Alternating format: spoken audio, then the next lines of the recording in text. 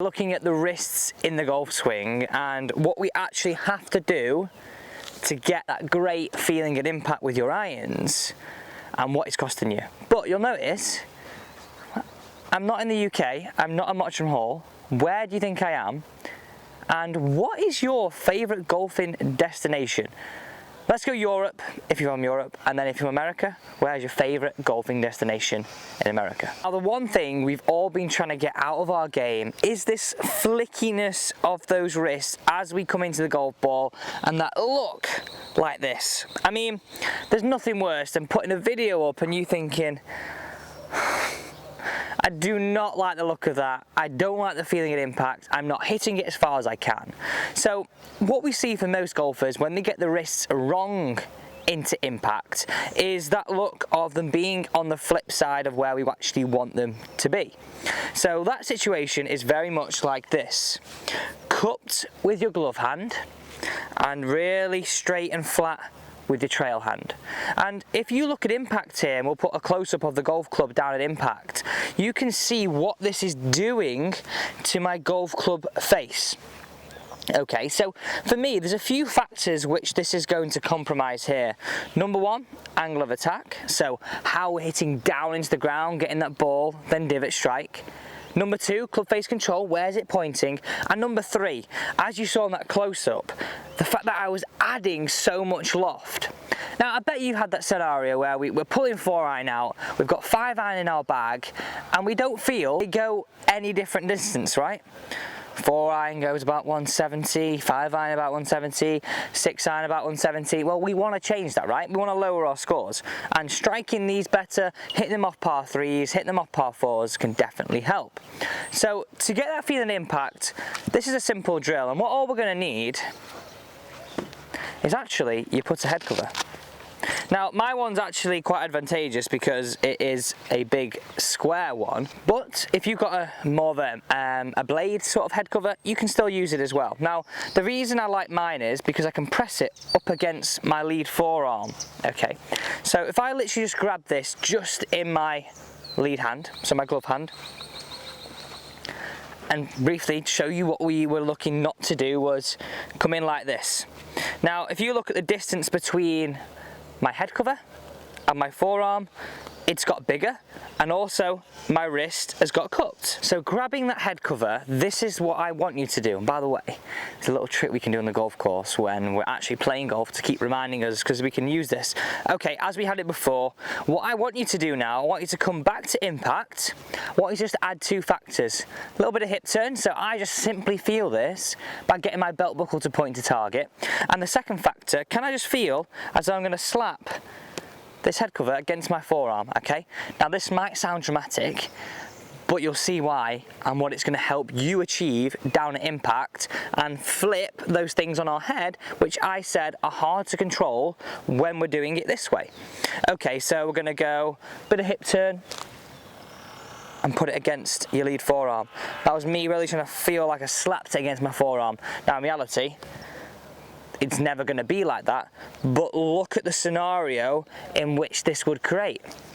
Head cover pressing against my forearm, this is now flat, this is now cupped. So if I grab my golf club out now, what does that do to those impact factors that we had right at the start of the lesson? Remember I said angle of attack, I said club face control, and I said dynamic loft.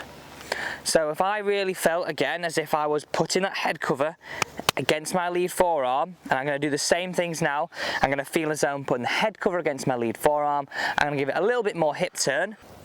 So we're going to add in that feeling of hip turn and the head cover against my lead forearm.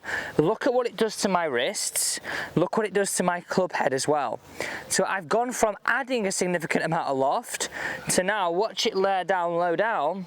Look at the difference, taking loft off. I've gone from that look of number one, I'm going to hit this one away as we don't want to do it, and then as we do want to do it, coming into the golf ball, and you're going to see this as a slow-mo here of me just going scooping with the wrist, and none of us want that look to it, right?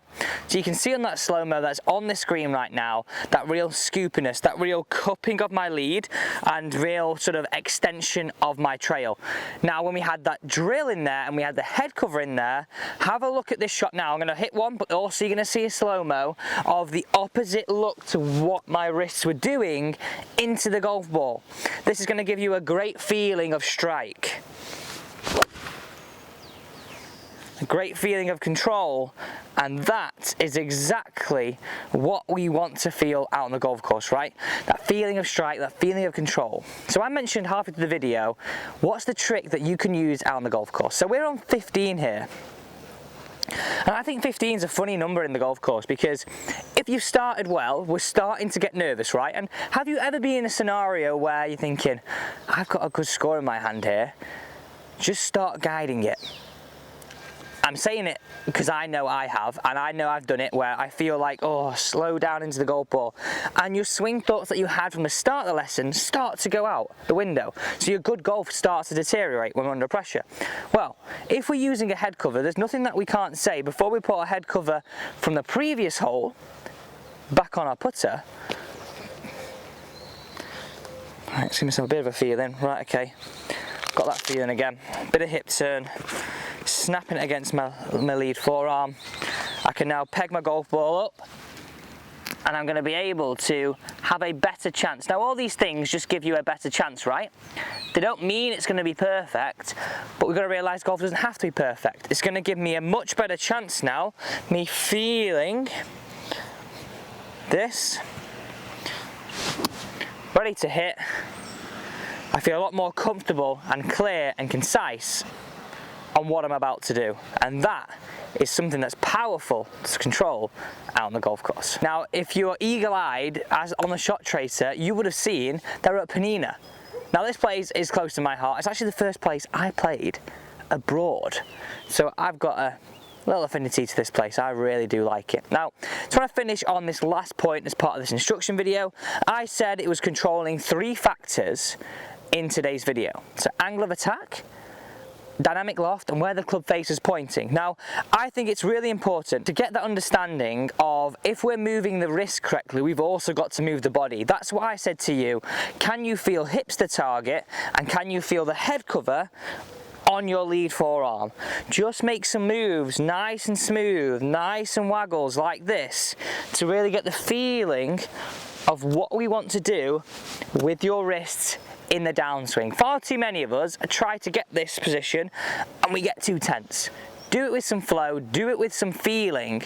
Thank you so much for watching today's video. It's a simple one, it's a clear one, it's easy for you to understand, and that's what we're all about here on the Daily Tips. If you did enjoy it, please don't forget to subscribe, turn your bell on as well, and thumbs up. Thanks very much guys, and see you tomorrow.